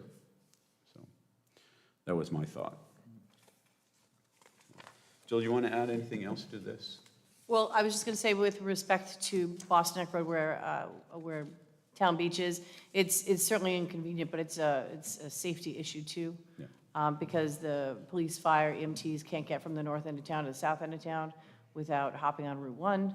And that is actually one of the, it's not our road, it's a state road, so we don't have jurisdiction over it, but we have made a greater effort in this plan to call it out very specifically, because it has happened, as you said, twice in the last year alone. So we put it in there as a high priority item, even though we can't champion it right at the moment, because it's not our road.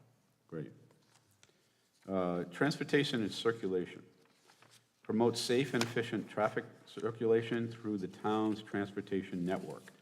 T1.2, pursue improvement projects to address safety deficiencies in congested areas. Doc, anything?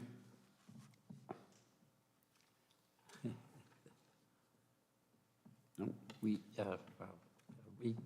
as was just mentioned there, we don't control these state roads, and having been here over many years and watched things get more and more congested up in the north end, well, it is what it is, I guess is the only way to say it, but there are obviously open areas up there that are going to be filled in, and those times in our high season, it's just totally congested, and it's scary, a little bit scary, but in any case, it is what it is. Jerry? Well, Doc, you have been championing interconnections between subdivisions under H, right? Yeah. Yeah, and I think we should continue to do that. So fire and ambulances can get through from one neighborhood to another. Yeah, I thought we were on D, but I guess all three of those are in play, and not to jump in on your Oh, point, sorry to but- jump in on you. No, we had that sort of emotional discussion here that nobody has died yet. I always love that argument, isn't it a great argument? I just like, are you serious? Are you serious? The reason to have these connections, if we can do it, and obviously back in the old days we could, was to give the opportunity to prevent those tragedies and not to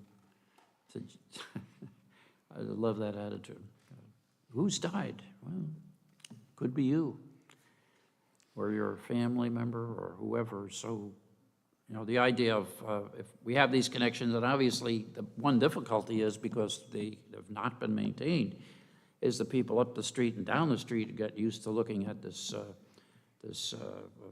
bunch of trees or shrubs or whatever. They don't want to look at a road or a driveway or a pathway. They don't want to look at it. And, you know, when they bought 10 years ago or whatever, they maybe didn't even care or look into what's around you in terms of right-of-ways or connections between subdivisions, you know. In any case, why, I think that example that I used is like, don't you understand while you're standing there watching 10 and 20 and 30 cars back up, they can't get out and nobody can get in. Don't you understand that? And whether it's an hour or it's 5 hours or whatever, you know, and this business of, oh, you know, modern technology, baloney. You can't land a helicopter any place in the air. There is no safe area. You know, we'll just, no, you won't. No, you won't. You got to understand that. And so when tragedy strikes and then everybody says, oh, why didn't we? And I think has been said, it's just been neglected. It's not oversight. It's not anything negative, but just nobody maintained those connections. And where we can, we should have connections from one site to another in order to allow us to have emergency access. So in any case, I won't belabor. Jerry? No, I'm good, thanks. Rupert? So D, encourage replatting and redesign of paper streets that do not meet current safety standards. I don't know if we have an inventory of paper streets, but I think if we don't, it would be good to have one, and that relates to an issue in the possible topics for study, sort of a policy protocol for abandoning streets when people ask us to. Yep. Tom? I'm flying blind on what else is in here. But it seems to me that on this particular goal, first of all, let me ask a question. What is a complete street principles? What are those, Jill? Do you know? I can't cite it verbatim, Mr. Callahan, but I can tell you a complete street is a street that serves all modes of transportation, so that would be pedestrian, bicycle, and vehicle. It would provide opportunities for respite, beauty, aesthetics. It would be complete. Thank you very much. Now, it's not related to what I was going to say, but it's kind of curious whether it would touch or not. In any event, Narragansett is the host community for the Narragansett Bay campus of the University of Rhode Island. 7,000 students drive their cars to URI every day. This, in terms of looking for an opportunity to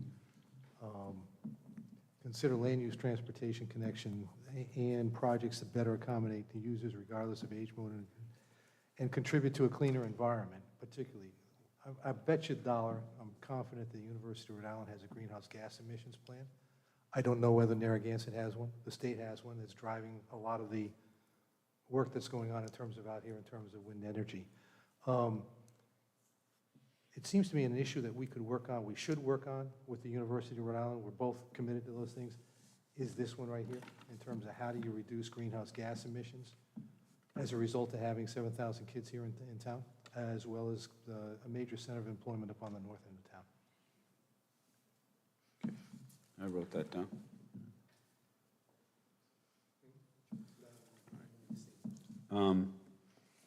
I also put down follow-up on emergency cut-throughs. Also, one of the things is educating people. I was amazed, and we heard it from the neighborhood group that came in, and I was very pleased that they were willing to come in and they voiced their opinion. But there is a lot of misinformation out there as to what this cut-through is going to be. I presume by people who don't want it.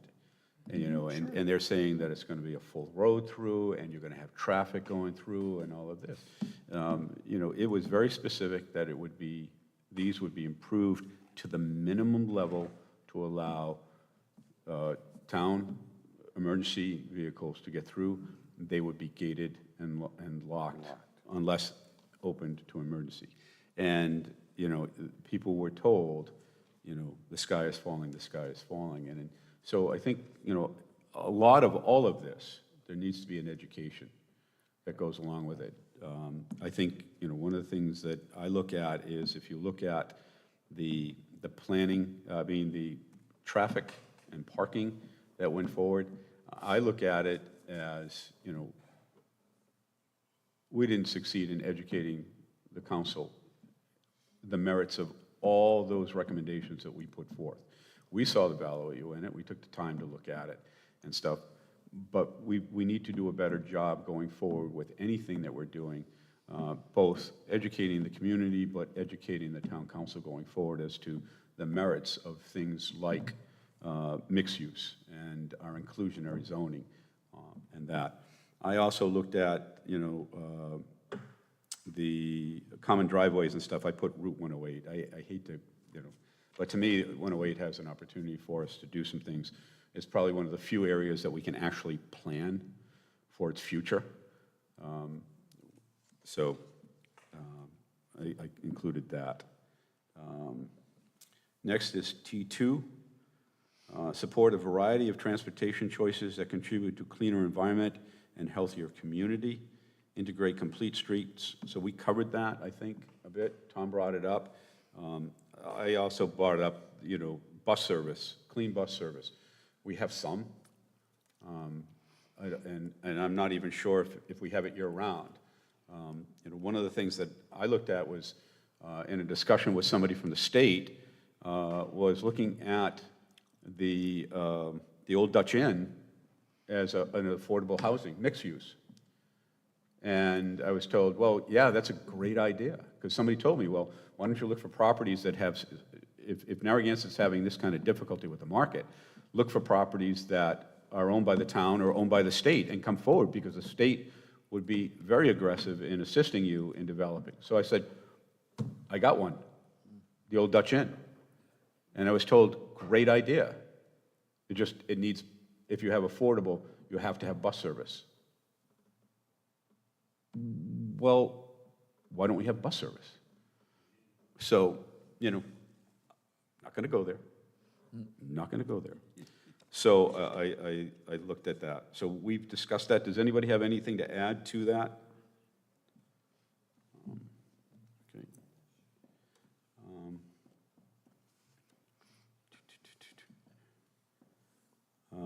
Integrate street principles into all transportation projects and better accommodate all users regardless of mode, age, and ability. Adopt a complete street policy that applies to, you know, we got the definition of that. Anybody want to pursue that? It is T2.1. Again, I just looked at, you know, bike paths and within the existing street structures, or if we did something on 108 where you put in a comprehensive, you know, pattern, can we add for bikes, et cetera, so that people could, if they were living down on the pier, if we had some development in Galilee, they could actually ride to the grocery store. That's the only thing I had. T2.4, consider the land use transportation connection for all future development decisions and plans in order to manage traffic demand and ensure modal access. Jill, you want to jump in on this? I mean, I know you deal with this every day, so as to where we are, some of the goals and objectives. And I know I'm catching you, you know, just flying in, so if you want to pass, and that would be highly respected. So T 2.4 has multiple Yeah. goals underneath it. Do you want me to respond to one of those, or in particular? Or? You want to look at it overall?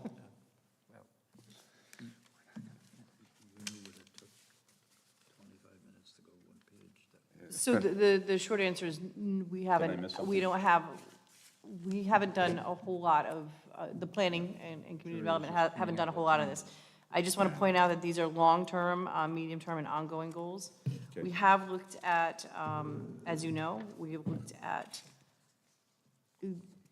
circulation. I believe this board looked at the circulation over a number of meetings, which turned into the parking study, which turned into the parking restrictions, the new restrictions. But this board was also looking at, you guys were good in the sense that you looked at all the opportunities. I mean, we talked about the possibility of making one-way streets and one-way streets, loops right. and things like that. So you have been doing it. I think that when it got flushed out here, decided that that wasn't the route that you wanted to go. So there have been some progress made on that. Maybe it's not, maybe it's not working out currently the way that it was intended to, but this board has been working on it. Okay. Anybody else? On the 2.4B, impact fees or other mechanisms which developers contribute to large-scale transportation improvements, seems to me that the parking issue might lend itself to that. Yeah, and I think we also need to define what's large scale for Narragansett. So, right. So it is, we had scheduled to stop at 8. We have housing and neighborhoods to cover. We have historical, cultural, and scenic resources, and then natural resources. Recreation and open space, and we are done. Do you want to table this for another meeting, or do you want to pursue? You still want to do possible topics too, in addition to that, right? Well, we said we would end the meeting at 8, so my thought was that we're probably going to need to schedule another meeting to do that. The question is, do we want to just put our heads down and spend another half an hour and go through the rest of this so we can get it to the staff, or do you want to? I think it's going to take more than half an hour, no? Think so? Yeah. I don't know. I'm just going by the first 6 pages. I'll grind it out if everybody else wants to, but you're probably looking at 9 or. Do you want to go until 8:30, guys? And then. Sure. And see what we can get accomplished? Get done what you can get done, but And then just end it at 8:30? Tom? 8:30 is mine, yeah, Okay. my bedtime. Yeah, I think we're all a little fried. Jammies. Time for jams. Okay. So we'll go to 8:30. And Okay. so let's put our heads down and see if we can't go through this. We are looking at H2, housing and neighborhoods, protect the unique character of Narragansett's neighborhoods. Policy 2.2, support residential infill and expansion that is sensitive to its surroundings and does not negatively impact a neighborhood's character. So there's 2 items under here. Conduct architectural surveys of specific older neighborhoods and build on historic surveys as needed. Review and update subdivision and land development regulations to incorporate guidelines that will ensure infill is compatible with the surrounding neighborhoods. Doc, you want to take that one first? Yeah. That's not possible. Yeah, So the state law trumps And anything. that's- I I put don't know that- why you'd want to waste your yeah, time talking about was, this. actually, I was going to defer to you because So- my notes here, and they're underlined with an exclamation point, is how do we make this work The under state state law guidelines? mandates- And we don't have any enabling act to dictate design, so. No. Okay, we have some leverage with our historic zoning, but that's just, that piece of it, yeah. yep, Okay. okay. Moving right along.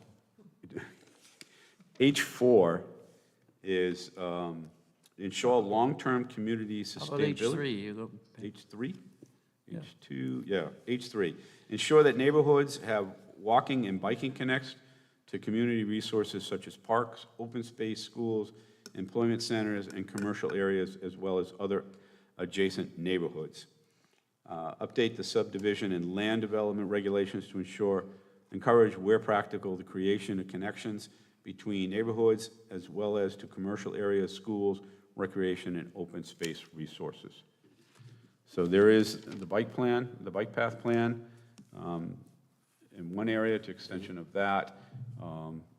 Anybody have other areas that they'd like to look, Doc? It'd probably be till 8:30 to discuss, why the hell haven't we finished this bike path?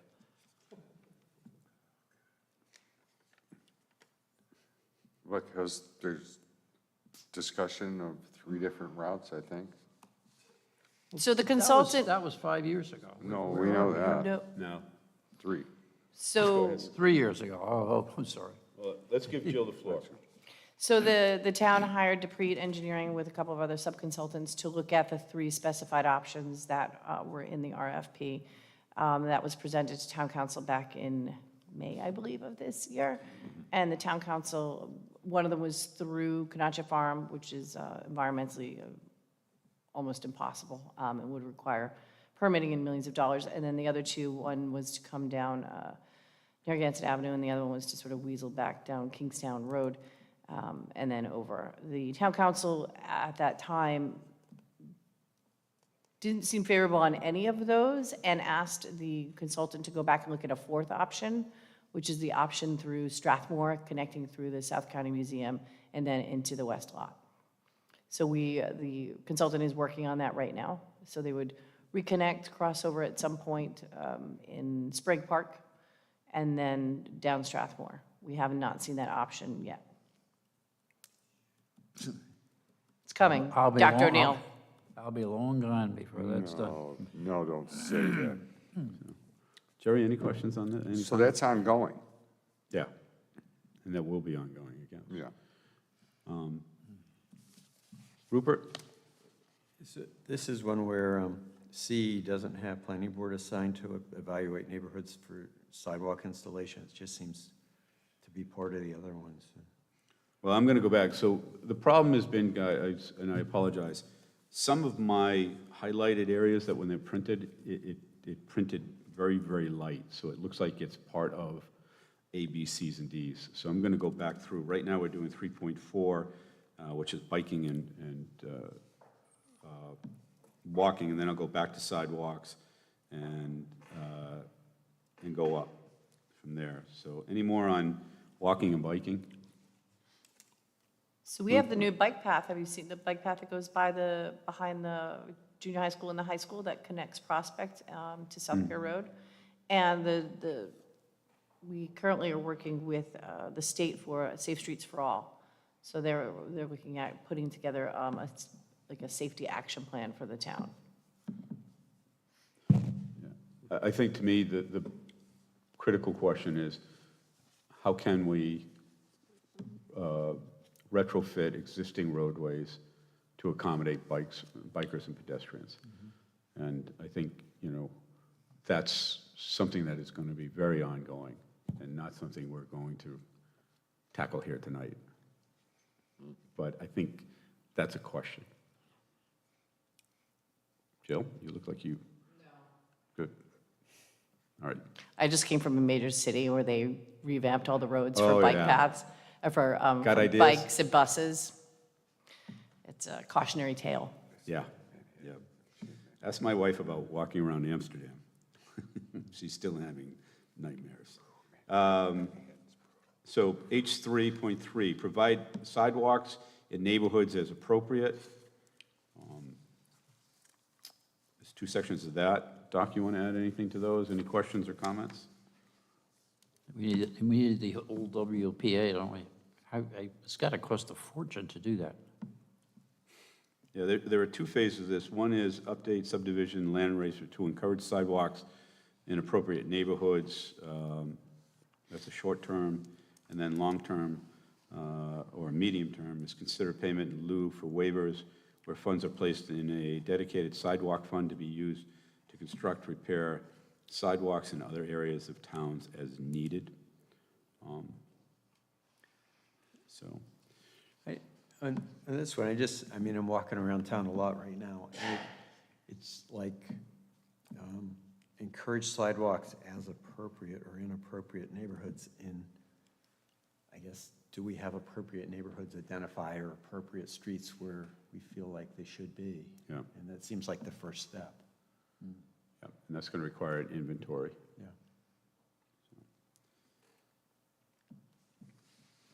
Tom?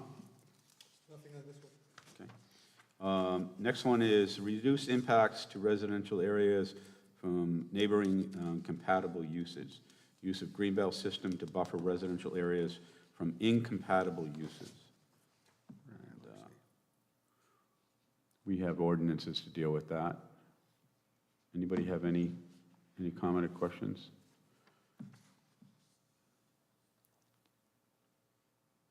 No? Not hearing any?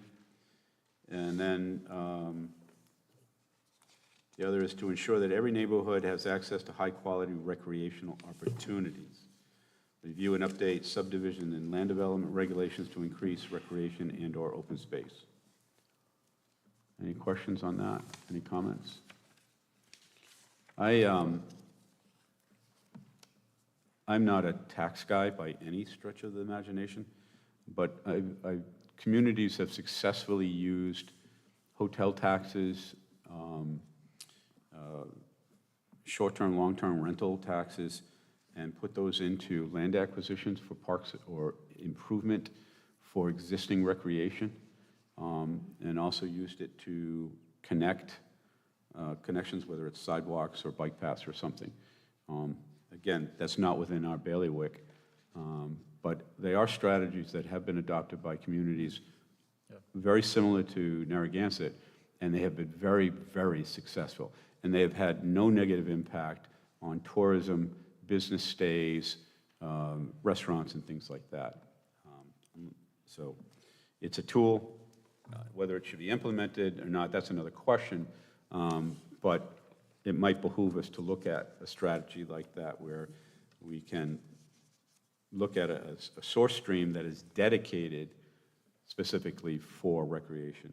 And that would allow the town to create a fund where they could buy up a substandard lot in a neighborhood, or improve parks that are not utilized because they need funding and they need upgrading and things like that. So that's just a thought. The other thing would be look at tax delinquent properties and acquisition those, unknown owner properties. I've seen both of those utilized in communities to create open space and recreation opportunities. So again, tools, strategies. H4, ensure long-term community sustainability, providing diverse housing opportunities that are equitable and affordable for residents of all ages and incomes. And this is something that has been near and dear to this board as far as looking at creating long-term housing, owner-occupied, long-term rentals, affordable and owner-occupied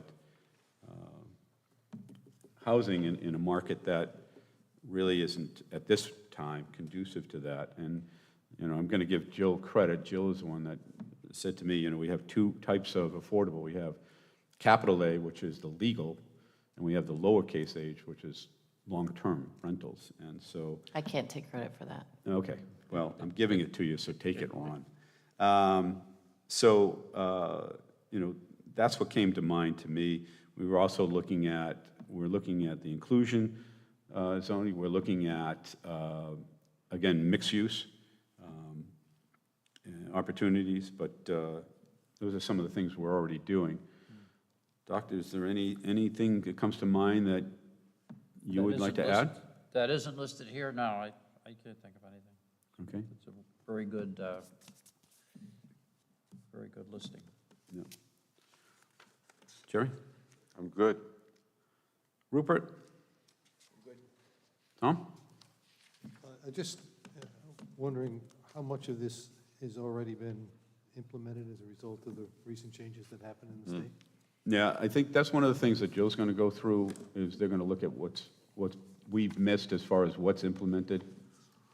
So for inclusionary zoning, No, H, H 4.2.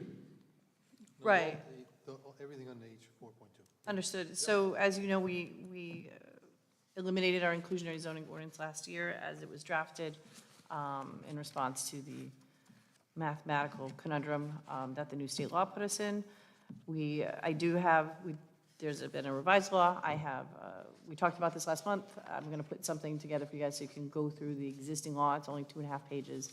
And then I'll give you the bullet points of what you might want to consider putting in. That's for inclusionary zoning to bring that back. The split lot ordinance was not addressed in state law, except that it was in the sense of an unmerger. So it's not a split lot, but it's lots of record that you could then unmerge, but I just want to be clear, it's not a split lot. You're not taking a lot and cutting and doing a subdivision. Right. You're unmerging two lots of record that had been merged through zoning 30 And years ago. didn't we utilize that up in Petaquamscut, I think? Or that came to the table, I think. The unmerger? Yeah. So it actually, if it checks all the boxes, it doesn't come to you at all. Okay. It goes straight through the building inspections department. Okay. So there's certain criteria thought that they we need to had do, one. they need to meet, and then it's done just by administratively. Okay.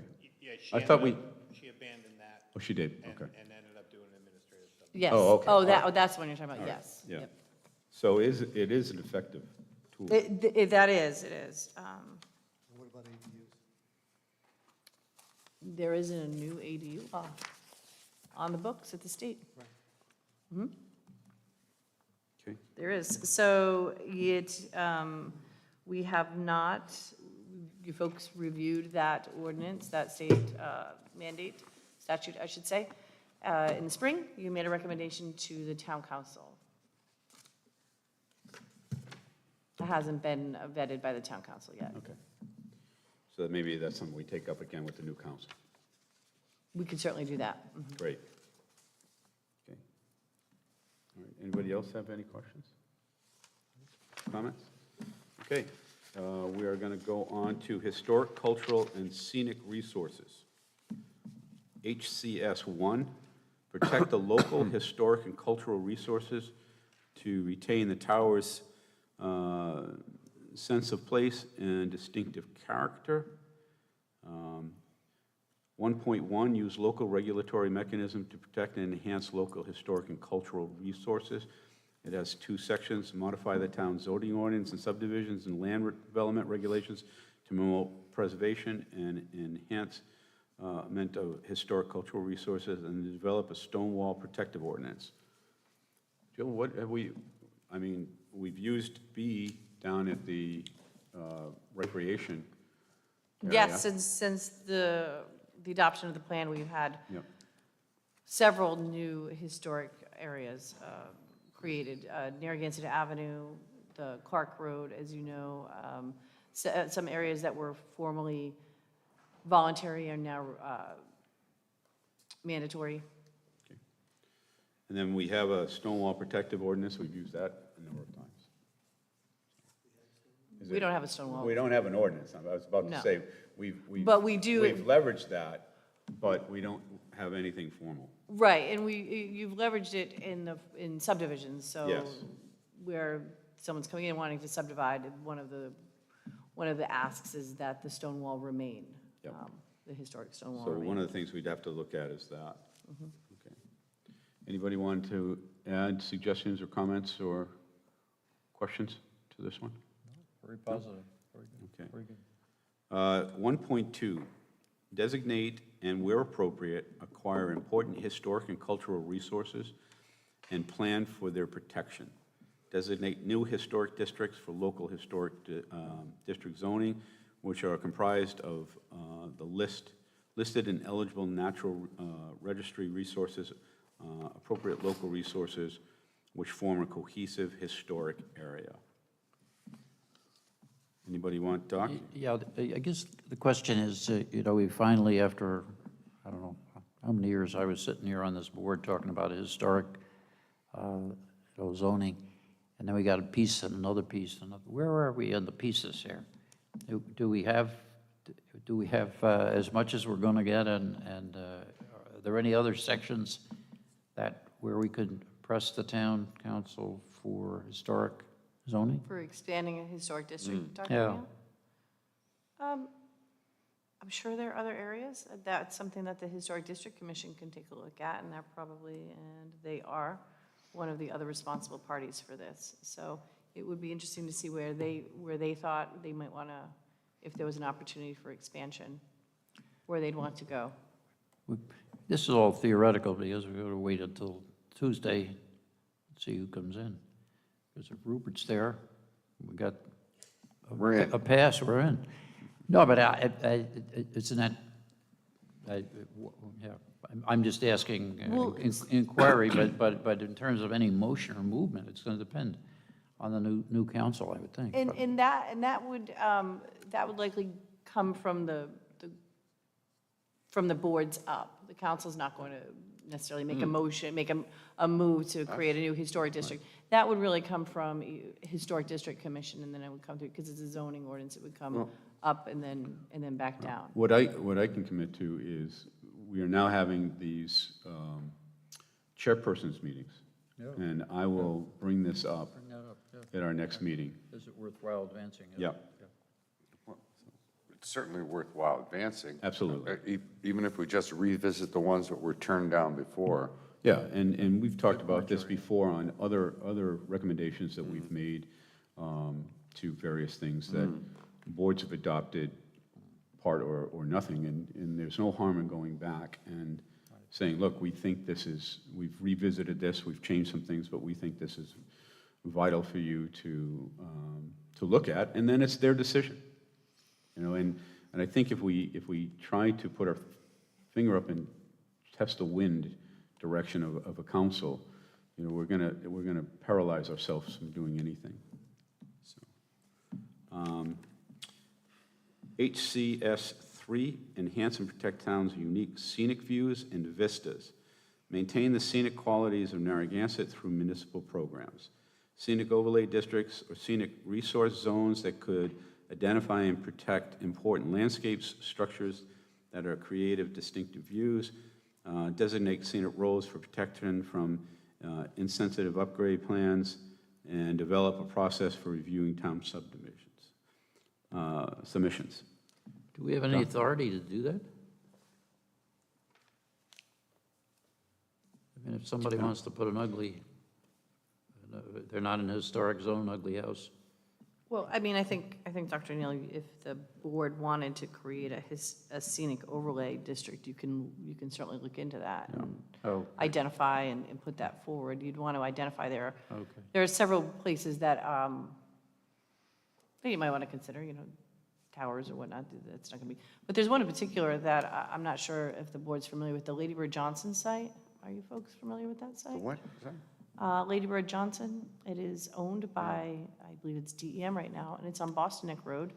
As you drive up, it's the big grassy field across from The state-owned land you're talking about? state-owned land, and it's protected as a scenic overlook because Lady Bird Johnson liked the view. Oh, yeah, that's the one up by Yes, my I've house. walked that many times. That is a It's gem. very of a- beautiful. Very beautiful. So there's opportunities there. Opportunities?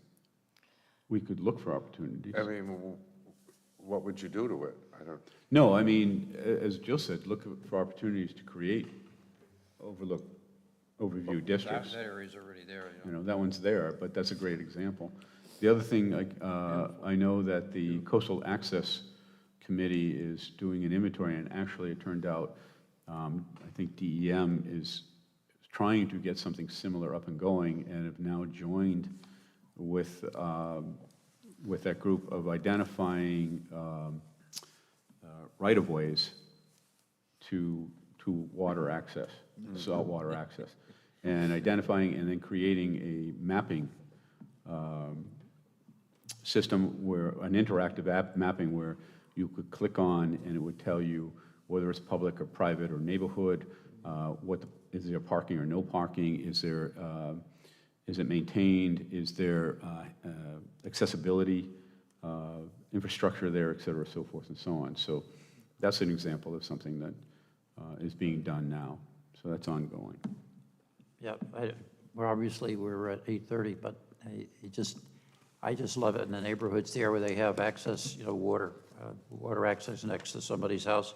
And every time the sign gets put up, they take it down. And they make sure, they plant shrubs and whatever, in those water access areas. It's just, to me, I mean, we have a lot of water access on a map, but there's no parking on the street, and it's interesting. Again, people decide, I don't want those people, walking by my house. But in any case, Doc, I think that's a point well made. Those are great scenic vistas. You park there, walk down on the rocks. It's beautiful. And there's several streets there. But I think Coastal Access is working on that, correct? Yeah. I'm more talking about different areas. When we go around, we have to look at properties that are going to come before here, and you realize, oh, look, there's a right of way to the water. I try to find it. Well, that's the next one. That's 3.2, encourage private property owners to maintain scenic views across their properties and open space easements, and I think right-of-ways come in there. It's listed as an ongoing thing, and, go ahead. Shouldn't Land Trust be on there? I know that the Land Trust now is working on, I'm talking about we're working on the Sunset Farm Management Plan, which has one of the most beautiful views from the road in town. It's still the most, but as far as access to the open space, that's going to be addressed in the Sunset Farm Management Plan. Right. So Land Trust should be there, I think, along with Planning Board. Jill? Yeah, Yeah. absolutely. Okay, If I could put in my 2 cents, I have please. perfect spots. Yep.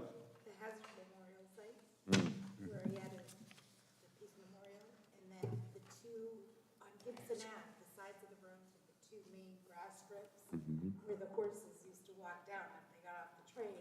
To the polo, yeah. Oh, yeah. That's all setbacks and, or how, whatever the I didn't know that. vocabulary is. But those are 2 perfect spots, I would think, for historic designation and things. I would think so. Nice, thank you. Well, This is welcomed. I mean, this is what we want. We want dialogue with everybody. I know it's 8:30, and we have natural resources, which is one item, recreation and open space, which I think we've covered in a lot of our other stuff. So we could kill this in literally about 5 minutes if you guys are interested in putting your head down and do it. Yes, no? Doc? Yeah, do it. yeah, do it. All right. Get over or carry it into the next NR meeting. 1.3, protect water resources from non-point source pollution. Integrate stormwater management techniques and regulations identified in RIDEM's Storm Design Manual as appropriate for Narragansett. And I believe we do this. Jill? We do have section 7.7 in our ordinance, which requires essentially, among other things, no net runoff. We have looked at, and I know our current town engineer has also asked us to take a look at putting in some additional stormwater guidance. Okay. And there's one other one. We've used, and developers coming in with rainwater, rain gardens and things like that, so I think, it's Yeah. ongoing, and there's new techniques, and we can look at those new techniques, so. Anybody have anything to comment and add to this? Okay. And then recreation and open space. RLS 2, promote the development, acquisition, and recreation facilities, open space resources as an integrated system. Use a variety of regulatory programmatic approaches to promote the dedication and acquisition of parkland, natural resources, and open spaces. I mean, I think we've talked about this in other areas. Does anybody have anything besides what we've discussed as strategies and tools and possibilities? Okay. Can I move on? Yep. 2.3, So, 2.3, support municipal efforts, including those of the Narragansett Land Conservancy Trust, its endeavor to acquire and manage historic, cultural, and recreation open space properties. So again, we've talked about that. You know, one of the things I've said, and again, I'm not a tax guy, but you talk about identifying an opportunity is creating a revenue stream that would actually give us the money to do this, and beyond just like the, you know, money that we get in lieu of fees, we've got 3 years to do that. We can't accumulate enough money in 3 years to buy things. So I think, you know, looking at transfer development rights, Easements. there are other strategies there, but I think we have opportunities that we can do. Anybody have anything else they wanted to do that? Because I know we've covered that in a lot of other areas. Let's see. All right, Jill, we are delivering you our checklist. Okay, so I missed the beginning of the meeting, and my apologies for that. It was amazing. I got, yeah.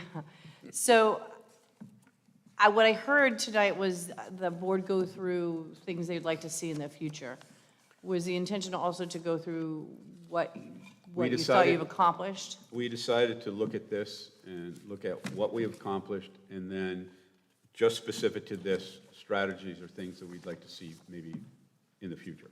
Okay, That we could go. We didn't touch, although we did, in fact, in a number of the things that we discussed, they were from this list of future projects that we want to do, and we knew they weren't going to be mutually exclusive, but we wanted to get this back to you as comprehensively as we could. right, and so what you went over this evening was what you would like to, not only where we are, what's been done, but also what you'd like to see for the next In comprehensive reference plan. specifically to these, we haven't gone over our project list. Right. Some of it might be redundant, but I think some of it will be Okay. new and unique. Okay? Okay, thank you. All right. Anybody want to add anything before we adjourn? No? I want to thank everybody for doing this. Thanks. It was amazing. We got all of this done. Do I have a motion to close this meeting? Move to adjourn. Is he seconded? I'll second that. It is non-debatable. All those